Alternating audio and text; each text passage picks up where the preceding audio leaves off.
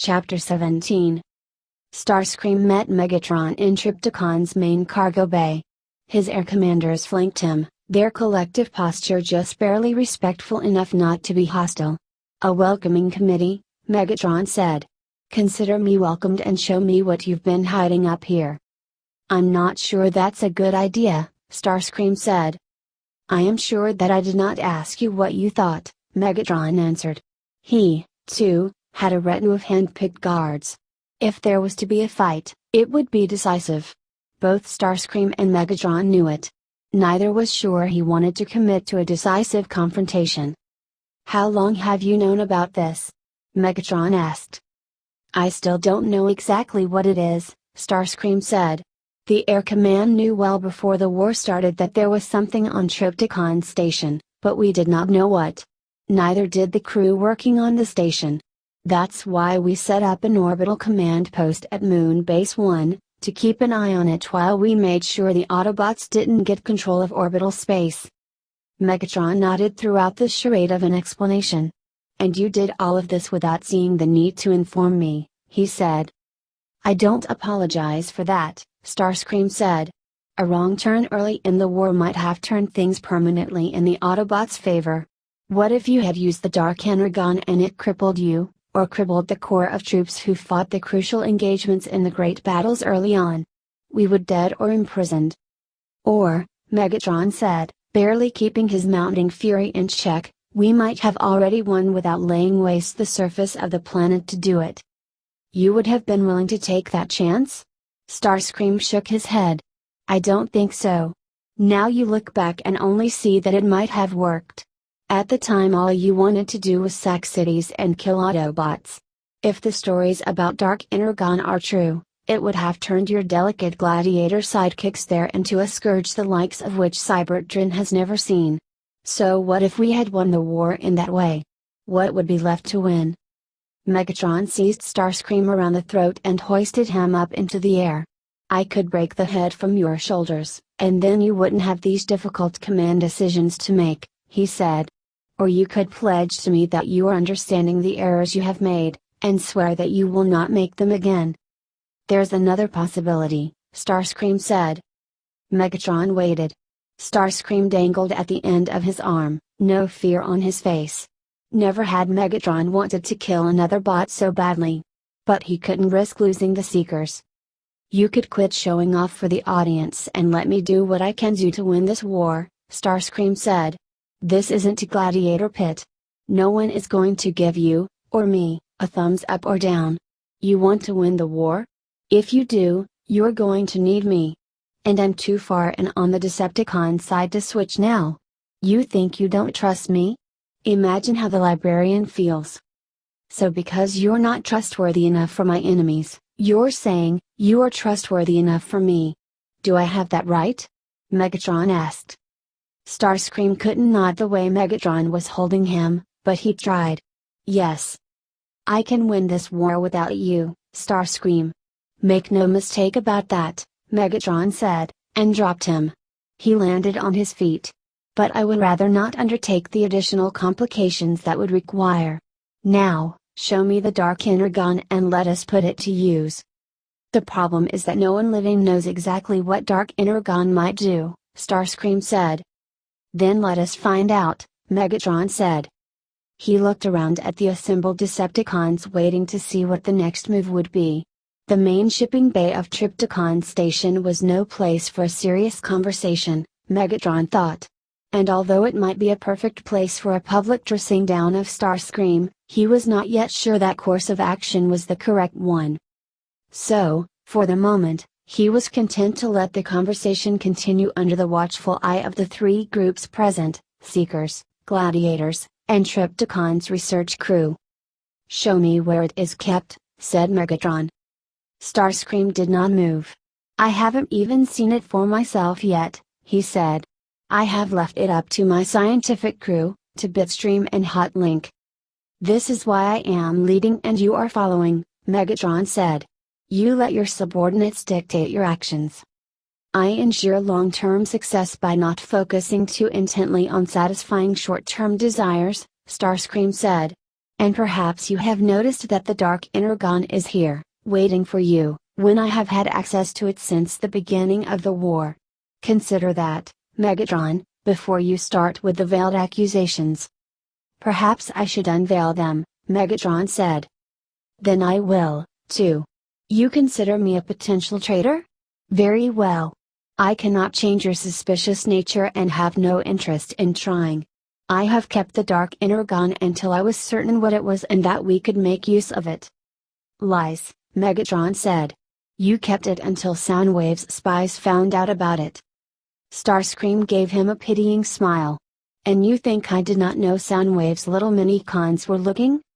Enough jousting. Show it to me. It's in quarantine right now, Starscream said. I leave them alone, they report to me about what they find out.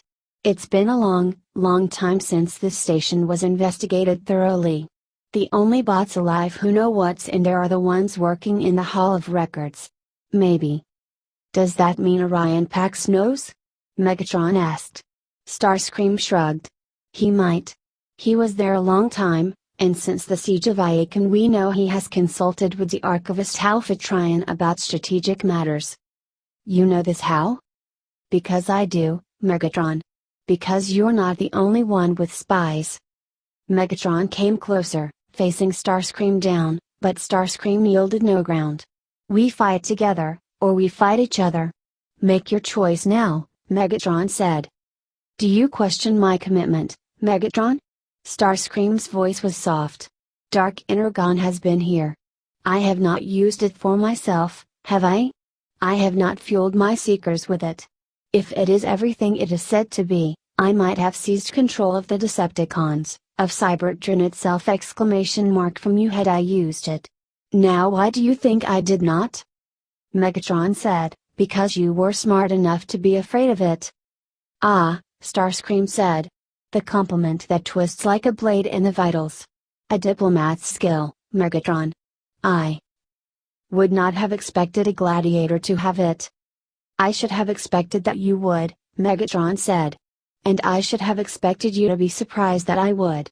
You pretend Decepticon allegiance, Starscream, but you are as much a creature of caste as any Autobot pretender. And you are a creature of the pits. Not because of your caste, but because you see everything as if it happens under the eyes of Cybertronians hungry for either your energon or someone else's. Starscream stood aside and executed a mock bow. Trypticon awaits you, Megatron. Try not to destroy it and all of us, while you take what you want. Now Megatron is on Trypticon Station, too, Prowl said. What are they doing up there? Optimus Prime had gathered everyone together in what had become, informally, his command post, one of the reading rooms in the Hall of Records. It had a high ceiling and narrow arched windows that lended an air of serenity much to be desired in the middle of a war. He felt he could think clearly here, and more than anything else, that would prove to be the difference between him and Megatron. If the war was still able to be influenced at all, Alpha Trion would not say what was in the Covenant, and Optimus was not presumptuous enough to demand a look for himself. So he forged ahead in uncertainty. I'm afraid there's something on Trypticon Station that Megatron is going to try to turn into a weapon, he said. What? Jazz asked. Bumblebee added his question signal, which was a cocked head and clicking noise. I don't know, Optimus Prime said. Those records are either lost or destroyed. But there are hints that it was something the ancients feared might destroy Cybertron if it were used in the wrong way. Alpha Trion? The archivist made his way into the room. I came down to share with you, share with you the fact that I cannot share with you everything I would wish to. He reached the reading table, now repurposed as a flat space for the piling of maps, sketches, charts, reports, and the other written flotsam of command. What do you know of Energon? Time for school? Jazz asked incredulously. Now? Prowl tapped him on the arm. Shut up, Jazz. If Alpha Trion's saying it, it's important. He looked at the archivist and said, Energon is. I don't know. It keeps us alive but I don't know what it is. Correct. You don't. Alpha Trion looked around at all degree Fahrenheit them.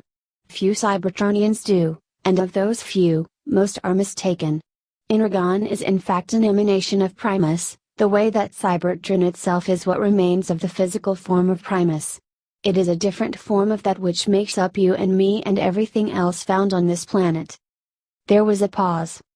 I still don't think I know what it is, said Jazz with a laugh. Prowl and Ironhide laughed, too. Enjoy the joke while you may, Alpha Trion said. But consider this as well. If Energon is the emanation of Primus, what do you suppose the comparable emanation of Unicron might be? And what if some of it still exists? Optimus Prime was looking up through the high windows into the latticed slices of visible sky. Was that what the Decepticons were hiding on Trypticon Station? Some kind of Energon? A fuel and nutrient sparked by Unicron rather than Primus? What would such a substance do to the user? If there is such a thing, and the Decepticons begin to use it, he said, they won't be like us anymore, will they? Alpha Trion stopped and thought about it. They would be sickened versions of us, he said after due consideration. They come from the well of all sparks just as we did, and from the material of Primus just as we do. In the end, if this dark Energon, for so I have seen it referred to in some obscure and ancient records, if this dark Energon is what they are hiding, then its use will eventually destroy them. Anything derived from Unicron is ultimately fatal to life and growth. This would be no exception. The archivist paused then, and this time the pause lengthened as everyone around the table considered the consequences of this development. But before it is fatal, Alpha Trion concluded, it might well enable them to destroy us all. Hey guys, what's going on? Thank you so much for watching today's episode. If you guys want to watch more like it, please subscribe to my channel and become part of the video game fanfiction plot. And please leave a comment down below and hit that like button. And if you guys have any suggestions on any stories you guys want me to read, don't hesitate. They're always welcome here in the video game fanfic plot. That also goes for video games. Until next time, goodbye!